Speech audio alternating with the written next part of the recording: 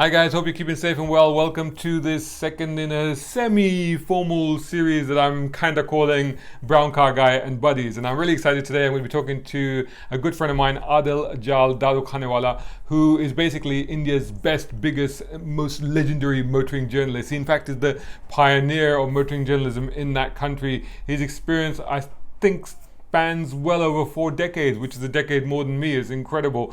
Even I'm humbled in his presence, but he's such a sweet guy, such a nice guy. He's got massive collections of model cars, and bikes, and tons of stories to tell. So let's get on with this. Can't wait to talk to him all the way from Pune in India. Hi Adil, how you doing? Nice to finally see you again. It's been ages, hasn't it? Finally, yes. I think we met last at the BMW hybrid drive. Remember in Italy? That's right. It was the I8, wasn't it? The I8. The I8, yes. Yeah. I've got to dig out. I think I've got some pictures of that actually. I've got to dig those out. Yeah. Yeah, I think I'll put those onto the video later on. That's quite cool. How you doing, man? How's everything in India? Oh, yes, we are, as you know, everywhere where we are limping with or trying to live with the lockdown brought about by the COVID-19 thing. Yeah. So yes, and knowing that we have got 1.3 billion people. Yeah. So trying to see that this doesn't really mushroom and get out of hand is really the key. And given the teeming mass of humanity, poverty, living in close quarters, etc. So, and again, ignorance more than anything else. Yeah. So you have to take care. So by and large, in a lot of areas, it's been what you call very well done. But then, it requires just one tiny spark and it can just get out of hand. I mean, you're talking about India, right? But I'm sitting right here in London and I'm looking out the window. And I know it's Easter Sunday, so we're recording this on a Sunday. And happy Easter to you. And, I see people outside, they go in and they come in and I'm like, wow, I know it's Easter Sunday, but please, everybody, just stay home, stay safe, and let's get through this thing. Anyway, I hope you're keeping safe and well. So I introduced you as India's, leading, biggest, most popular and most legendary journalist of all ever. Do you think I maybe oversold it a little bit, or is that accurate? Oh, you oversold me tremendously. There's no two ways about that. There's a lot of merit in that overselling. But you are a pioneer, aren't you? You are one of the. Yes, pioneer is different. Overselling is different. So, yes. So tell me, just like in a snapshot, tell me a little bit about your journey. Well, I started in 1977. Wow. Just out of college, and it was really one of those things which you are destined for. I was there just outside my hometown, Pune, as the city was known then, waiting for the cars from the London-Sydney rally to pass by. All right. So it was August 26, 1977. I remember the date. I remember the time. Oh cars, we were there at 11 in the morning, India time. Cars were supposed to come by about 1:15. And we were there on a rocky hill crop through that hilly section the car, so you could see low down at least about 15-20 minutes ahead. You could see the cars coming, so we'd be ready. So we're there. So hang on. So just to rewind a little bit, these cars, they were from where? They'd come across land, had they? They came from London to Sydney for the Singapore Airlines London to Sydney marathon on 1977. Wow! And what sort of cars are we talking? Oh, we're talking some of the Mercedes cars of Andrew Cohen, Paddy Hopkins, the Peugeot, factory entries from Fiat, from Renault. They were almost to the tune of about 88 or 89 cars. And it was the first rally which had a truck in it. There was a Leyland Terrier truck from Coca-Cola, Australia. So tell me one thing, right? So you went to see this thing. You went to cover it or you went to see it? No, I went to see it. Okay. So how old were you at that time? I think I was about 19. 19. So were you already crazy about cars, or was this sort of the ignition point? Yeah. But did this really sort of hammer it home? Yeah, it was very good, and I needed to see these cars. That was the first motorsport event of my life, virtually. Yeah. So we went there, and we were there with a tiny Olympus camera. I wanted to get a shot at the hairpin bend because they'd be the slowest and I would be quickest with my camera. Yeah. And just 5 minutes before the advent of the first car, two oldies come on a scooter, get off from the scooter and park right themselves in front of me with a big camera. And the impetuousness of youth, I said, hey, guys, I've been here since the last 2.5 hours and you can't. He says, we are from the press. So I asked him, which press? So he says, we are from the Pune Herald newspaper. So I just lost it. I said, guys, you cannot cover cricket or hockey properly. What are you going to cover? Motorsport. Right. But because the cars were coming, I shifted to another corner. I clicked some pictures. After about 15-20 minutes, those guys got the first 5-6 shots and they left. Yeah. Before leaving, this guy, Tahir Sheikh, I'll never forget this guy ever in my life. He came to me and says, you're a Parsi Babaji. I said, yeah. This is my card, he said. Come and meet me in the evening if you think you know much about motorsport. Wow. So I didn't think much about it. They left. I went back home around about 4 in the afternoon. And as soon as I came home, I had a shower. My mother had, God bless her, she had the habit of always going through her clothes we put in the laundry to see. Right. And there she found this card. She said, what is this card? Yeah. So I said, and how did you get it? So then I narrated the incident. She said, since he has asked you to come, why don't you go? Yeah. So 7:30 I went to the Pune Herald office and there was my tormentor. But as it turned out to be my greatest benefactor. And Tahir said, he introduced me to his colleague. He said, this guy is going to write this report for us. Wow. I thought he's joking. But still, the 2-3 other guys got it, said, okay, son, what do you know, etc. So it was about a happy 1.5 hours. Yeah. They say, okay, what do you want to write about? I told him what I described. Had you done any writing to this point? Or was that you just thrown straight in? Yes, thrown straight in. And I had a very good grasp of the English language and I used to really be good in debates and whatnot in school. So I did I hammered out a 1100 word piece. He wanted 900 words, but I was not proficient there. Yeah. I gave it to him. So the sub-editor, Mr. Bhavnani, said, okay, you can go. I said, what is the test? He says, no, this is going to come in tomorrow's newspaper. Oh my goodness. I said, I don't believe it. Yeah. He says, no, you come in the evening at about 11:30 in the night before the machine, it goes onto the machine. Yeah. And at that time, we had those type sets, individual type. There was no offset at that time. Yeah. Just come there and you can see the proof. So again, at 11:30 in the night, I went back there. And they showed me the proof. I said, great. Went to sleep. I came home, went to sleep. Early morning, Dad shaking me by the neck. Adil, get up. What have you done? And then I suddenly realized, I was trying to rack my brains. I have not used this car nor his bike for the last 1 week. I have not done anything wrong with them. So why? He says, why am I in trouble? I'm in trouble. I had a quick wash, etc. Went to the dining hall. And mom and dad were poring over a newspaper. And my story was headline. Yeah. Oh my God. So they created the monster there and I never looked back. Oh my God. Did you get paid for that or was that a freebie? I never got paid from Pune Herald. I, in hindsight, I always say one thing, that is the best thing that ever happened to me. So your entire career started with an argument. That's fantastic. Yes. As a lot, as a lot of the great stories do, don't they? The whole Ferrari versus Ford, the Lamborghini versus Ferrari. A lot of these great legends, like yourself, started with an argument. That's amazing. And since then, you've written. Just quickly rattle off who you've written for. Oh, so I started writing for Pune Herald virtually every week thereafter on Motorsport, and we were slowly and surely getting there. And because Pune was already the hub of the motorsport center for India, because my uncle's grandfather brought the first motorcycle to India in 1904. So, and he was also one of the pioneer motorists come motorcyclists of the country. Wow. And he, as many parties, even in, if you care to see many other places in Pakistan and Sri Lanka, wherever, they really they were the early adopters of motoring in that sense. So they say, if you've got a car, you've got a bike, let's race. Right, so that thing used to happen. Yeah. And in that sort of sense, we started off with this. And then we started racing as well.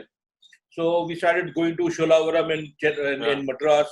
We used to go with our bike. So we needed someone to talk to the people that, we have done this. So we only used to start writing, And The Pune Herald gave us a lot of support.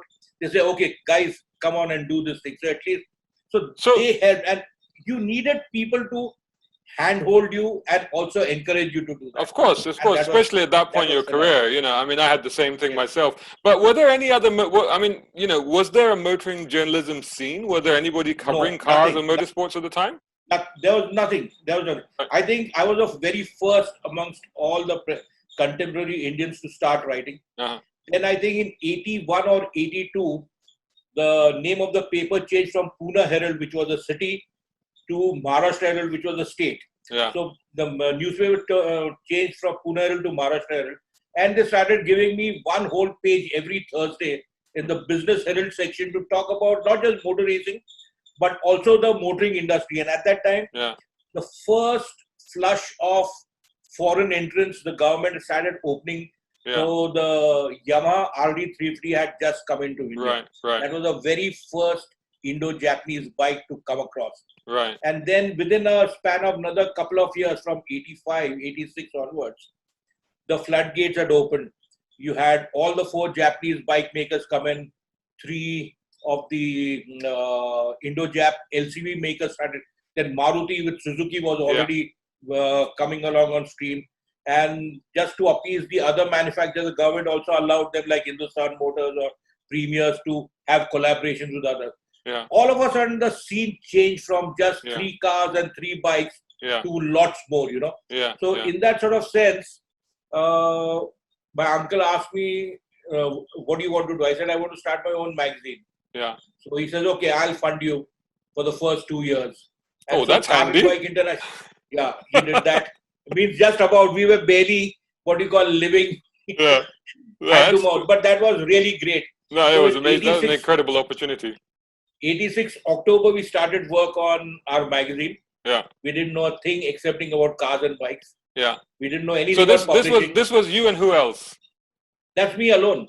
What about so I've obviously been great buddies with your brother Neville, younger brother. So because I've known him, because I've known him for many years in Dubai. We worked together as well a lot. And so was he involved in this as well at the time? So Neville was at a loose end after college. So I said, okay, don't waste your time. He was a good motorcycle rider. So I said, don't waste your time. Come along with me. I'm doing this. And you just do as I tell you in the initial thing, and you'll get the hang of it. And I think he did that thing. So our first issue came out in May 1987. Car and bike, and we did that for 11 years. Wow! It was phenomenal. By that time, I had got 3 other partners with me. My uncle just banked. And was it self-sustaining? Did it actually, was it something that was going? It was tough. It was very tough because Pune was not the center of the business universe in the country. Bombay, Delhi, yes. We were away from that. So even though Pune is one of the 3 hubs of the automotive industry, along with Delhi and Madras, but we were not the business hub. So advertising agencies, etc., were always in Bombay and Delhi. Pune, there was nothing. And for us and those were the days where we didn't have internet. We did not. The telephone systems in the country also were dismal to say. Oh my God. So yes, it was all honestly, Adil, like you, I started this back in 1989 is when I started, and then of course I did that in Saudi Arabia. I just got 2 years over you. That's all. A few years. So, but even at that time, so I remember I started at Saudi Gazette in Jeddah, and I remember them, doing the paste ups and all this sort of stuff, True. And even then, when I moved back here, I worked in a community newspaper, and I covered, and from what I can remember, we used to spend a lot of time on the phones, and when I think about how we do journalism now, I don't even know how we did it back then, honestly. I mean, I wonder if you cast your mind back and go, how did I get the information? How did I do this? No, actually speaking, if you care to think about it, because we did all those things, we are better off right now. We understand or we empathize, actually speaking, with what we may do with. And right now we've got virtual riches in that sort of thing. So I mean, and then of course, and you've done some major magazines now. You've done TV. You've done some major newspapers. I mean, you're pretty much the voice of motoring journalism in India, aren't you? More important than that, we had to sell this concept that the country was awakening up. The most important thing which happened to us happened around about 93, 94. India had just got into a very bad economic mess, and the government had mortgaged most of its gold to what you call, and the only way they could come up was to open the economy. And when they opened the economy, what happened at that point in time was they also got in cable television to India for the first time. So once cable television started beaming into the average Indian household, the aspirations of the Indians were the same as any of his counterparts anywhere else in the world. So they said, if we work for it, we should also aspire to get a standard of living there. That change, actually, it brought us a lot of benefit because everyone suddenly started seeing what's really happening elsewhere. So it's the whole MTV generation, the generation that started seeing this, and they said, well, we want a home, we want a car, we want, Absolutely right. The aspirational levels were the same for anyone. The only thing is that finally, from a socialist mindset, we changed to a mindset where the Indian way of first was looking at making money is not a good thing. It changed to, if you work hard, you can reward yourself.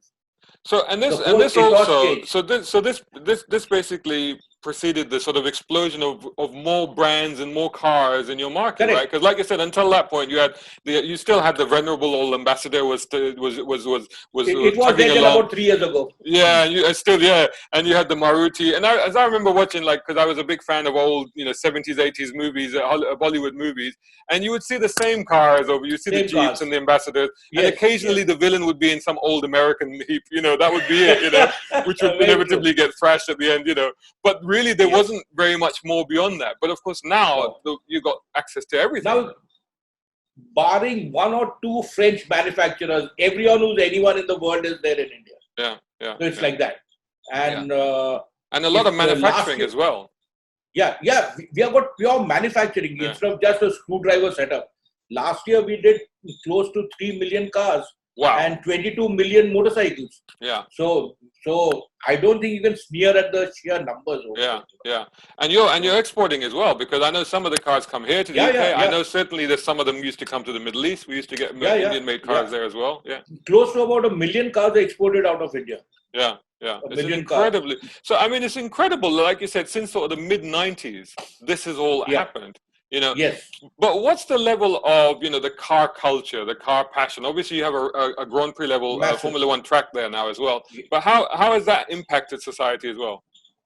More than just the Formula One track, we have got because the Maharajas were the early purveyors of fine motoring. Then the well-heeled business class, the Parsis, the merchants, rich merchants, the textile owner. They were the guys who really embraced the car. There was a lot of history already in place there. So in that sort of sense, so whosoever had a car was looked upon very favorably, saying he must be someone across the way. Today, since the advent of Maruti and everything, the democratization of the car is now massive. It's no longer just a symbol of conspicuous consumption. It is something as a convenience tool for mobility and whatnot. So there's been a lot of sea change, but always there's a lot of heritage, a lot of people who knew about it. Sport was there in a small way in different. See, India is as big as Europe, literally speaking. So what used to happen in Calcutta would be very good for Calcutta, hardly known anything in Bombay, and vice versa, because the gulf between the two was almost about 1,800 kilometers. And given communications at that time, it was not easy to, same way if you go down south to Madras or you go up north to Delhi or somewhere else. So you had pockets of influence and everyone used to, it's only now that we are so connected, interdependent on each other and whatnot. So it's great across, but we have been finding there's tremendous amount of motoring culture in the country. So, and yourself, I mean, I'm looking behind you there, and I know that you're an avid model car collector, and I can see there's tons of stuff behind you. Just how many models do you have now? I think about a shade over 7,000. 7,000 models. That is that one of the big? That must be shout near it loud because my wife doesn't like to hear anything about it. It's okay. Nobody will see this. It's on YouTube. No, she knows about it, and she Like, tolerates me. oh my God. I mean, is that? I mean, that sounds to me like that could be one of the biggest collections, surely. I don't. I never did it because see, it was in the early days. I used to collect indiscriminately because we never knew whether something would come or not. So it's only I think from about 99 or 2000 where I said, okay, enough is enough. I've been collecting everything indiscriminately. Let's have proper themes. From that time I started what you call look. So all the Formula One world champions, all the Le Mans winners, all the world rally car championships, then Marks, Mercedes, Ferrari, you name it that way, Volkswagen, Bugatti. So everyone has got it's compartmentalized like that. But still, yes, whenever I see something which I don't have, I have to go and get it. And and you've written a lot of books. How many books have you authored now? 14 books. 14 books. And quite a few of them are motorsports related, aren't they? Because you very kindly sent me your beautiful, massive book, Mercedes Winning, which is a gorgeous, gorgeous book. Yeah, I started with about 6 books on the first motoring annuals in India, motorsport annuals in India. For 6 years, I did those. So 6 books I did there. After that, I did on 2 books on automotive technology. I did one with Yamaha on a major nationwide tour which we had got. Then I did a book, Classics and Thoroughbreds, where a lot of stories in that. Then I did another one with Volkswagen, and then I did this Mercedes-Benz book, which also won at the Guild of Motoring Writers in the UK. That's right. And then I just finished a book on Java motorcycles, which was very big in India. And right now, you know what? What I'll do is if you send me the links to your books and stuff, I'll put them below this video. So that people can find them. Send me all the links and stuff. So a lot of what you've done is motorsports. You obviously started with motorsports. Would you say like motorsports is more your passion or the car industry? My biggest passion was motorcycles, actually. Motorcycles, right. Motorcycles. Yeah. I have got about 27 motorcycles. You own 27 motorcycles? I own 27. Oh my God. Wow. So, motorcycles are my first passion. Cars come a very close second. Right. And where are these motorcycles right now? You keep them all at home? All at my house. I've got a How very many cars big do you have? garage and plus 4 classic cars and 2 daily drivers. So yes. What are the classic cars? You've got Maruti, right? No. I have got a 1949 Fiat 500c Topolino. Yeah. That's one. Then I've got a 1960 original Hindustan Ambassador. An original Hindustan Ambassador. Wow. Yeah, original one which belonged to Dorab Tata from the Tata Group. Oh, right. I have got a 1964 Willys station wagon which is under restoration. Wow. And there is a 1952 Jeep CJ3A, the first of the civilian Jeeps. Oh, wow. And that's also under restoration. So then my daily driver is a BMW 5 Series and a Tata Hexa. Right. So I think that's good. But my motorcycles are my pride and joy. That's it, right. That's amazing. So one of the things that's happened today, sadly, we've lost one of the greats in motor racing, which is Sir Stirling Moss. And I'm sure you've met him a few times. What are your memories of him? Most important, what I found about him was he was a truly passionate racer. I remember in these days of where I met him actually speaking that 1 year after Senna died. And at that point, the thing about was safety and whatnot. I remember Stirling was saying to me, I was there in Goodwood a year after that. He says, Adil, he was addressing a bunch of guests who we had come from India. He said, if we didn't have that danger element in the sport, I would not have excelled in the sport. Yeah. That thing remained with me all my life and he was a great, highly skilled craftsman behind the wheel. Yeah. And he was very clean, very neat, very precise. Yeah. So for us to hear him say that was truly something else, So you needed to be But there to actually, get but your actually, adrenaline that's rush, you know. but actually that's even more poignant, considering that a crash is what almost ended his career at Goodwood, His right? career. Which Right. kind of. I mean, I'd say it would be fair to say that kind of left him traumatized, didn't it? Very much so. Actually speaking, at that point in time, he was at the peak of his craft, you know, and it is one of those what ifs in motor racing. Yeah. He had already they had broken bread with Enzo Ferrari. Yeah. And he could have been driving for Ferrari in 63, 64. Yeah. Yeah. But it was not to be a crossover. Yeah, and become that get that elusive F1 championship, which he never actually got. That's the thing. He's the greatest driver to have never won an F1 championship. Yeah. The thing is that there also, I think it was his gentlemanly behavior in 1958. If he had not allowed Mike Hawthorne to unlap himself, Stirling Moss would have been the world champion. Because of his gentlemanly behavior in that penultimate Grand Prix, he said, because he's already winning, he said, so Mike got that one extra point and he lost the world championship by that one extra point.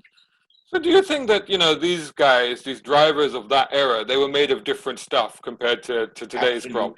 Yeah. Absolutely. No question. No, not just today's drivers, in however great they may be, they are mono-dimensional, Yeah. These guys would do Formula One, sports cars, saloon cars, hill climbs. Yeah.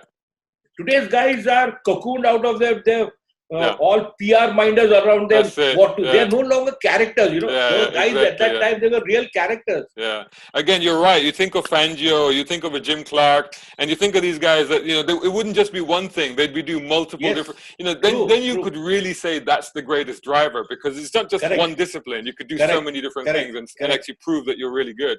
That's incredible. No, absolutely amazing. So what's next for you after this quarantine is over? Are you doing any traveling, or are you hoping to get out to the UK or anything? I really want to just step out of my house, just go for a ride on my bike and come back. On one of your 27 bikes, yeah. Yeah.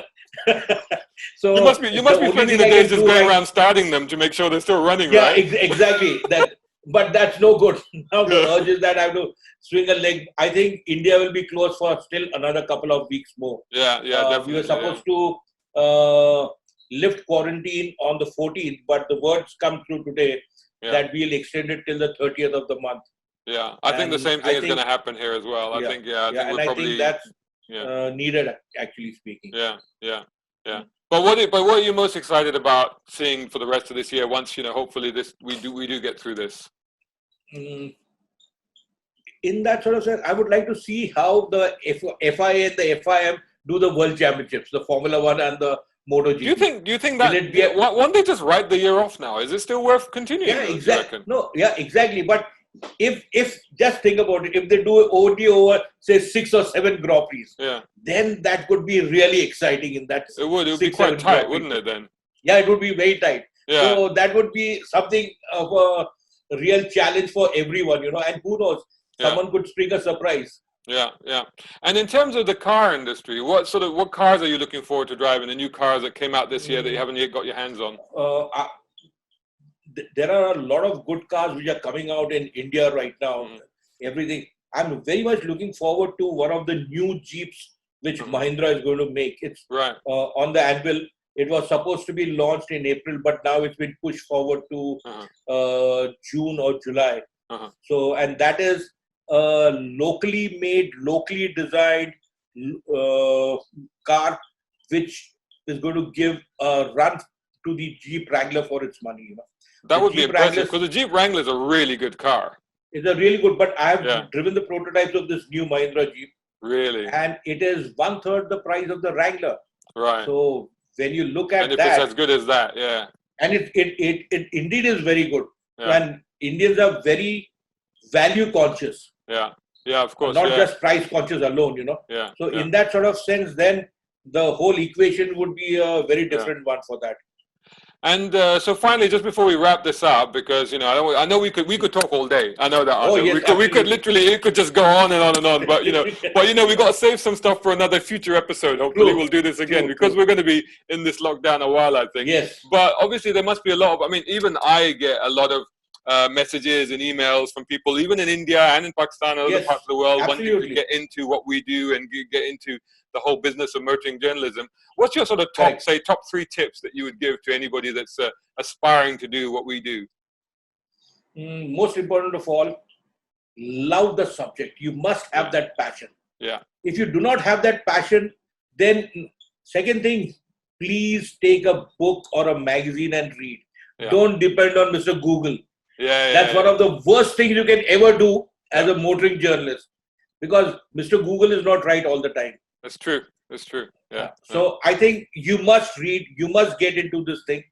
Second thing is ask. If you don't know, please ask. Yeah. Many a time I see today's generation come saying, you just give me a car like this and I'll show who's boss.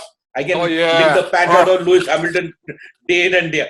No, guys, that's not there. It's not on. No. So I think you need to all be self-motivated. If you do not have that self-motivation, because I always see guys come up to me, Adil, I want to be a motoring journalist. I ask him why. I want to drive that Ferrari. Yeah. If you do not drive that Maruti and know how it's doing, you can never land up with them. So I think you need to have your focus set, your goals, and go about accomplishing them step by step. You just can't rise to the top in the single go. Absolutely, And I think one of the biggest myths about this is that people think that we just drive Ferraris all day long, and it's like 99.9% of this job is just sitting at your computer grafting away. This is what people don't understand. True. Yeah. We used to get our hands dirty changing tires and wheels on our bikes and cars. Today's people don't even want to do that. No, exactly. They don't even want to go and see the inflation pressures on a car or a bike's tire. Yeah.